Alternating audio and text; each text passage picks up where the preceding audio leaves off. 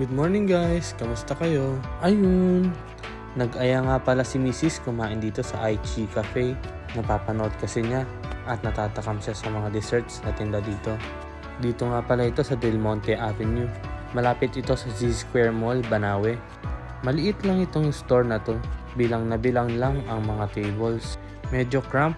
Kung nakikita nyo, isang diretso lang yung store nila. Kaya nakakahiya na nga lang din mag-dine in.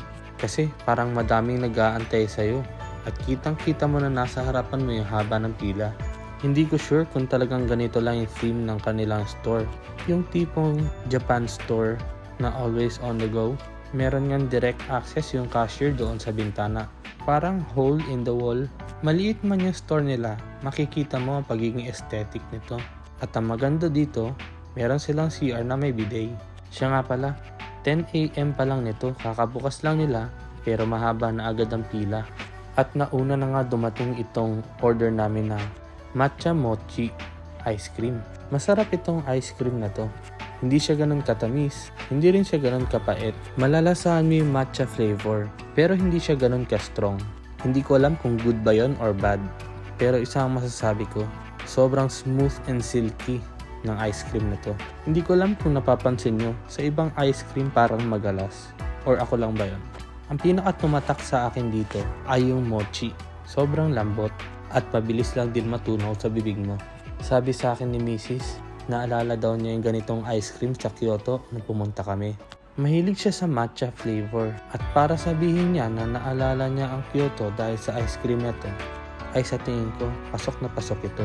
Medyo marami din ang selections ng mga desserts nila at meron ding mga sandwiches. Kung nakita nyo sa display nila kanina, o-order sana kami ng curry bread kaso wala pa daw available. Siya nga pala, paalalahanan ko lang kayo. Marami kasi akong nakikita sa mga videos na gumagawa rin ng review. Kapag kumakain sila ng ice cream na to, ang comment nila ay makalat ito kainin. Sa pag-order mo nito, bibigyan kayo ng maliit na spoon. Gamitin nyo yun pang scoop sa ibabaw at huwag nyong kagatin yung mochi sa gilid para hindi mag-spill yung matcha ice cream. At dumating na nga ang iba namin mga orders. Ang chocolate orange, egg bacon bagel, at matcha strawberry float.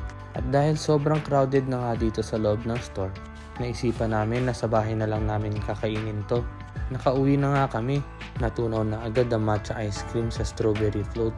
Ito na nga at ako na ang unang pinatikim. Sa unang higop ko, strawberry agad ang nalasahan ko. Kaya hinalo ko muna. Nung nahalo ko na yun, parang feeling ko wala naman nagbago. Lasang strawberry pa din. Matamis siya.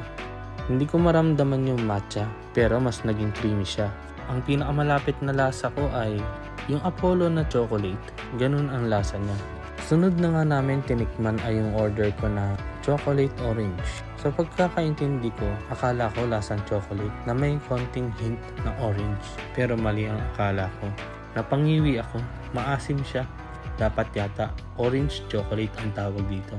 Ending, nagpalit kami ni Mrs. ng order na drink. At ito na nga yung bacon and egg bagel. Pangit yung kuha ko. Ginamit ko kasi yung back cam.